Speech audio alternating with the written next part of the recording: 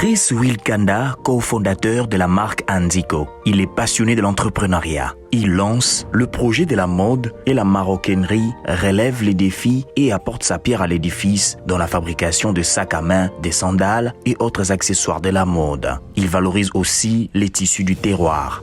Tenez, le nom Anzico vient du nom de l'ancienne appellation du royaume Téké afin de connaître ce qui était disparu de valeurs congolaises de nos tissus qu'ils ont souhaité apporter ces noms. Mesdames et messieurs, Chris Wilkanda nous dit tout.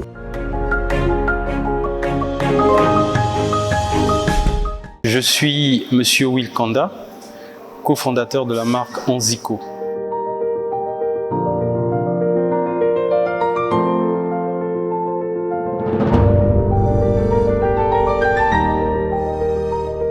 À la base, je suis diplômé de l'École nationale supérieure polytechnique, ENSP en cycle. Actuellement, je travaille pour le compte de la Fondation Ozala. C'est vrai que c'est deux univers assez différents. Et à la base, j'ai une passion pour l'entrepreneuriat. Et depuis un certain temps, on avait des projets avec ma partenaire. Elle n'est pas avec moi ici à Pointe-Noire. C'est avec elle que nous avons lancé ce projet de mode et maroquinerie. Le projet est né pendant la période du confinement et elle avait vraiment cette passion de vouloir apprendre quelque chose d'autre en attendant que l'école reprenne. Et c'est la raison pour laquelle elle a eu besoin de pouvoir mettre en pratique ce qu'elle désirait depuis un certain temps. Et elle s'est lancée premièrement dans une formation à Brazzaville dans les ateliers de la place où elle a acquis des bases. Lorsqu'elle rentrait chez elle, elle poursuivait, elle se formait également en autodidacte. C'est ce qui fait qu'aujourd'hui, on se présente ici à Pointe-Noire pour exposer ce que nous faisons.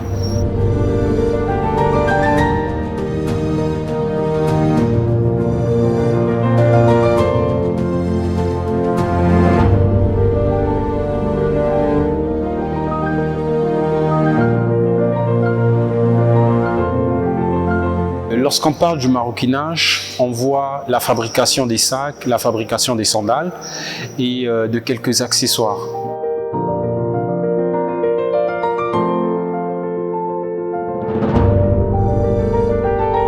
Nous avons constaté un manque, si je peux dire également un besoin, parce qu'au niveau local, il n'y a pas vraiment de maroquinier. Tout ce que nous voyons, la plupart des sacs, que ce soit les prêt-à-porter, les sacs de luxe, sont généralement produits à l'étranger. Donc il y a des marques concurrentes également sur place qui font fabriquer soit en Afrique de l'Ouest, soit en Chine et qui viennent revendre au niveau du pays. Et donc, ayant constaté cela, nous avons souhaité apporter notre pierre à l'édifice pour vraiment relever ce défi pour fabriquer les sacs au niveau local.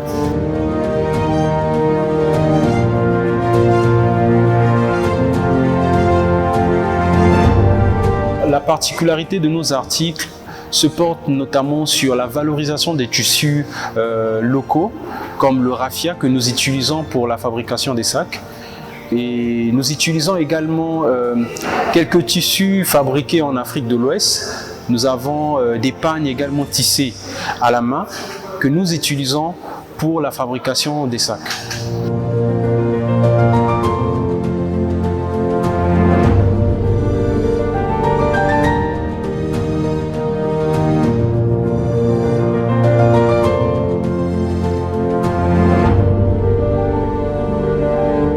Déjà, le RIMO, c'est un événement que je suivais depuis l'année dernière via les réseaux sociaux.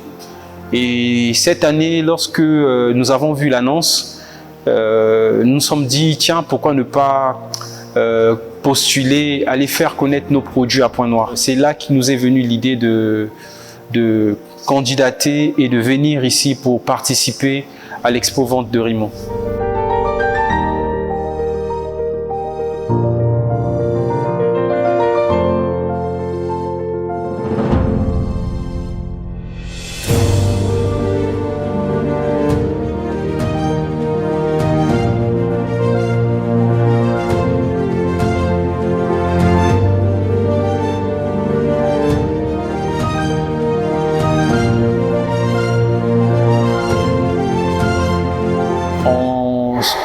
retrace un peu l'histoire de notre pays, Anzico était l'ancienne appellation du royaume Teke.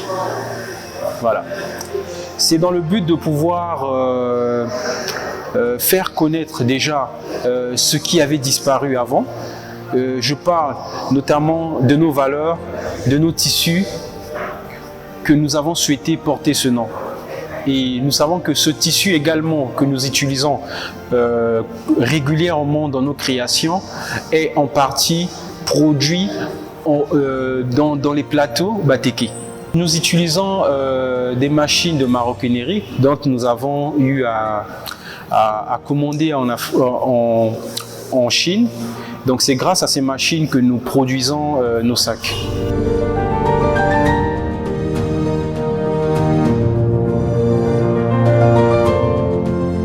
La plupart de ce que nous utilisons provient d'ailleurs. Déjà, je parlerai des machines parce qu'aujourd'hui, s'il faut produire plus, il nous faut avoir des machines de pointe et ce qui n'est pas souvent trouvé sur place ici. Donc, on est quelquefois confronté à ces difficultés.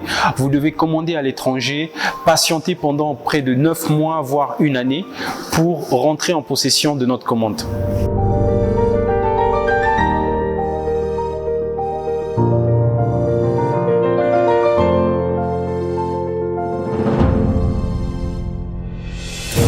Pour l'instant, nous travaillons depuis chez nous en attendant de réunir une somme assez importante pour louer un local.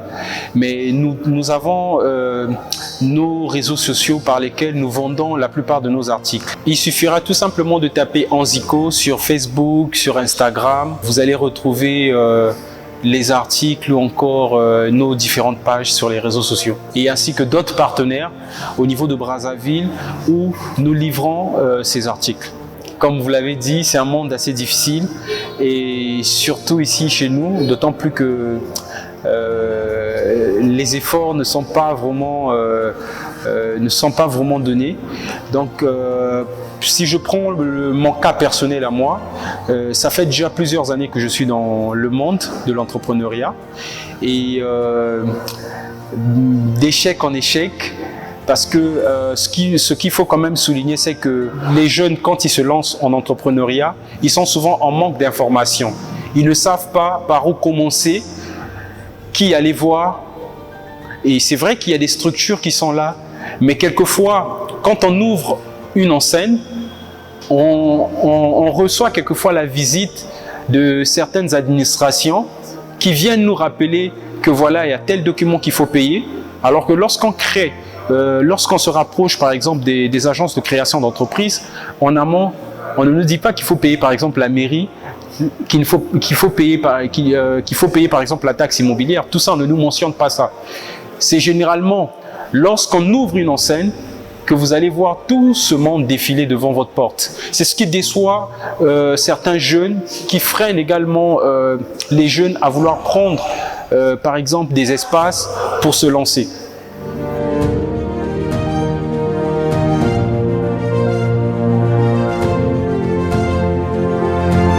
Nous tenons compte de la poche de tous les Congolais parce qu'aujourd'hui, nous ne fabriquons pas que du luxe. Ce qui est vrai, ce qui se vend le plus, c'est des produits de qualité. Mais nous tenons également compte du Congolais lambda qui peut, avec ses petits moyens, vouloir acheter par exemple un sac, acheter une sandale. Donc nous avons des prix qui sont accessibles à toutes les bourses.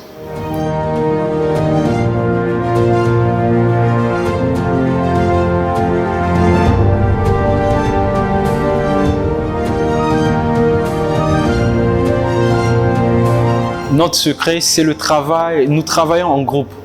Ce n'est pas les efforts d'une seule personne qui nous ont permis d'arriver là où nous sommes.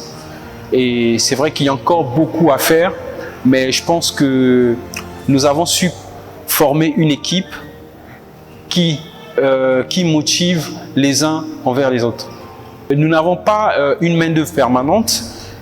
Quelquefois, quand il y a des commandes, des grosses commandes, nous prenons par exemple des contractants qui viennent nous donner main forte pour travailler. Parce qu'aujourd'hui, nous n'avons pas encore assez de moyens pour payer de façon régulière un travailleur ou je pourrais dire un maroquinier.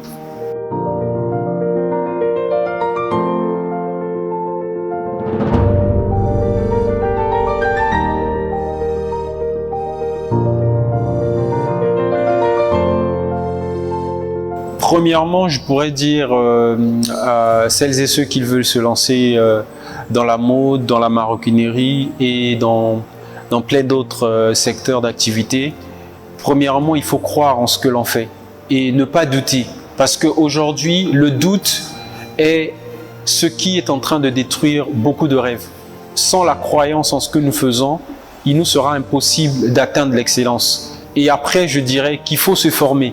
Parce que la formation, c'est ce qui nous permettra de pouvoir faire, c'est-à-dire de pouvoir faire, par exemple, pour nous qui sommes dans la mode, de pouvoir faire des créations auxquelles les gens s'attendent le moins. Donc, il nous faut croire en ce que l'on fait, il nous faut se former et ensuite, il faut travailler sans relâche.